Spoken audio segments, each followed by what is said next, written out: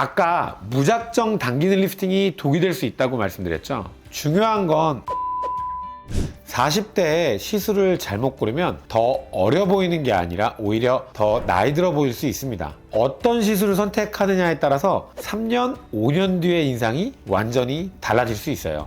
안녕하세요. 엘레강승 임재승 원장입니다. 40대에는 무조건 볼륨을 채운다고 해결되지 않고 무조건 강한 리프팅으로 세게 당긴다고 해결되는 것도 아니에요. 시술을 무작정 하는 게 중요한 게 아니라 지금 내 얼굴에 어떤 시술이 필요한지를 파악하는 것이 더 중요합니다. 오늘은 제가 그동안 직접 시술을 해보며 알게 된 40대 동안 관리에 도움이 되는 시술과 가장 흔하게 할 수 있는 실수, 이런 내용들을 한번 말씀드려 보려고요. 본격적인 이야기에 앞서 딱 하나만 기억해 주세요. 많은 분들이 노화를 판단하는 기준으로 주름을 꼽는데요. 하지만 40대 이후 노화의 핵심은 주름이 아니라 지방층의 이동과 구조의 변화라고 생각해요. 얼굴을 위에서 잡고 있는 구조들이 느슨해지고 볼살이 아래로 내려오기 시작하는 거죠. 이렇게 원래 위쪽에 착 붙어 있어야 할 볼살과 지방들이 중력을 이기지 못하고 턱선이나 팔자 아래쪽으로 흘러내리게 되는 느낌이에요. 그래서 40대의 얼굴은 단순히 살이 빠져서 꺼져 있다 이렇다기보다는 위에 있던 살이 무너져 흘러내렸다고 보시는 게 조금 더 정확합니다. 이걸 모르고 시술을 하면 돈은 돈대로 쓰고 얼굴은 어색해집니다. 40대 피부 시술 시 흔하게 할 수 있는 실수, 첫 번째 실수는 무작정 볼륨부터 채우는 것이에요. 볼륨 시술은 만족감이 제일 빠른 시술이에요. 시술을 하면 앞볼, 팔자, 관자 이런 부분이 차오르면서 어려졌네 바로 나오거든요. 근데 문제는 뭐냐면 40대 얼굴은 단순히 볼륨이 없어서가 아니라 버티는 힘이 부족해진 경우가 많아요. 그 상태에서 볼륨을 먼저 올리게 되면 기둥이 약한 집에 무거운 지붕이 얹어진 것처럼 무게 때문에 살이 더 아래쪽으로 처지고 쏠리게 됩니다. 이처럼 버티는 힘이 부족한 경우엔 뼈대를 먼저 튼튼하게 세우는 시술들이 선행되어야 돼요. 두 번째 흔하게 하는 실수는 내 얼굴 상태는 무시하고 무조건 강하게만 들어가는 리프팅입니다. 리프팅은 피부를 당겨 어려 보이게 만들어줄 수 있어요. 그래서 리프팅은 세게 할수록 좋은 거 아니야? 라고 생각하는 분들이 정말 많습니다. 당연히 세게 하면 좋을 수 있지만 그렇다고 세게 한다고 무조건 좋은 것은 아닙니다. 리프팅은 열과 초음파 에너지로 조직을 조여주기도 하지만 내 얼굴 상태에 맞지 않게 들어가면 오히려 독이 될 수 있어요. 예를 들어 피부가 얇은 분들에게 너무 강한 에너지로 지방을 줄이는 그런 리프팅 시술을 반복하면 어떻게 될까요? 피부에 탄력이 붙기 전에 얼굴 지방이 먼저 빠져버려서 오히려 더 나이 들어 보일 수 있습니다. 지금 내 얼굴을 강하게 당겨주는 리프팅 시술이 필요한가? 리프팅이 아니라 피부의 튼튼한 기둥을 먼저 만들어야 되나? 이걸 확인하는 것이 40대에 굉장히 중요한 것 같아요. 세 번째 가장 흔하게 하는 실수는 장벽의 중요성을 가볍게 생각하는 것입니다. 40대 피부는 자극을 더 오래 기억해요. 그래서 피부 장벽을 무시하면 회복하는데 시간이 더 오래 걸립니다. 강한 레이저나 필링 등의 관리 시술을 젊을 때는 좀 빨개졌다가 괜찮아지겠지 이게 되는데 40대부터는 확실히 회복이 좀 더뎌지는 경우가 일반적이에요. 광은 잠깐 올라오는데 예민함은 오래 남는 경우, 이게 좀 흔해집니다. 그래서 저는 40대 환자분들에게 강한 자극으로 빠르게 효과 보는 시술보다 무리 없이 오래가는 쪽을 선택하라고 말씀을 많이 드려요.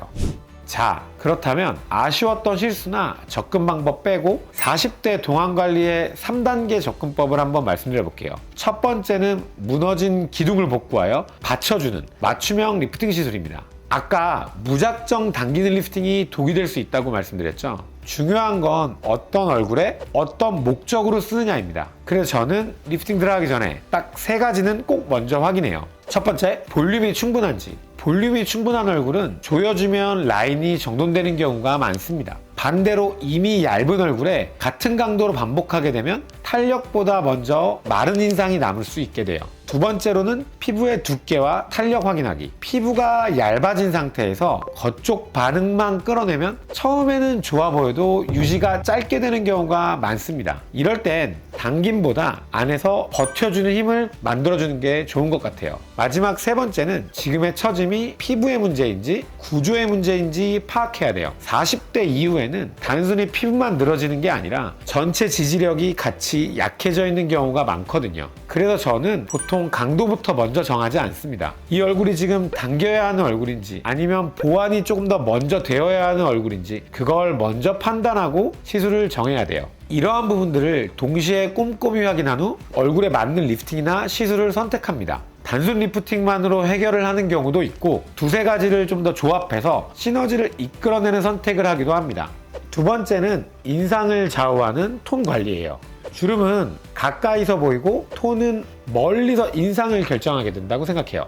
실제로 우리가 사람 얼굴을 볼 때는 주름 한 가닥을 보지 않고 피부 전체의 톤을 먼저 봅니다. 피부색이 균일한지, 빛이 고르게 도는지 이게 전체의 인상을 좌우하게 돼요.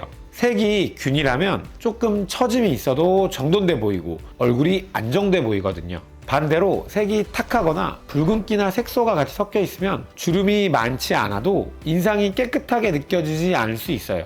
홍조, 색소, 칙칙함처럼 인상을 흐리게 만드는 요소가 먼저 보이면 톤을 정리하는 쪽을 먼저 선택하는 게 좋은 것 같아요. 40대 동안은 디테일도 신경 쓰면서 전체 인상을 정리하는 과정이라고 생각하시면 좋을 것 같아요. 세 번째는 표정 습관을 고치는 보톡스 시술입니다. 보톡스 말씀을 드리면 표정 붓는 거 아니에요? 이 질문도 많이 하시는데요. 제가 보는 보톡스의 핵심은 딱 이거예요. 주름을 편다기보다는 피부가 접히는 그런 습관들을 줄여주는 것. 미간, 이마, 눈가 하루에 수십 번 우리가 쓰는 그런 부위거든요. 접힘이 반복되면 그 부위는 결국 고정이 되게 돼요.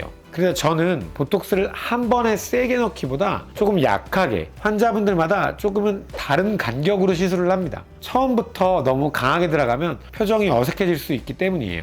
이렇듯 보톡스는 주름이 깊게 패이는 것을 예방하는 좋은 가성비 유지 장치입니다.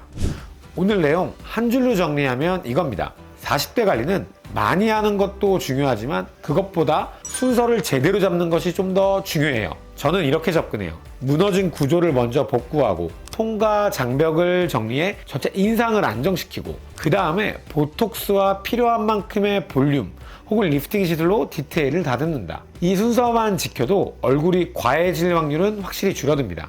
병원에 가셨을 때 뭐 하면 어려 보이나요? 라고 묻기보다 지금 제 얼굴에서 가장 먼저 잡아야 할 게 뭔가요? 이 질문을 한번 해보세요. 이 질문 하나가 3년과 5년 이렇게 먼 훗날의 인상을 바꿀 수도 있어요. 엘레강승 임재승 원장이었습니다. 감사합니다.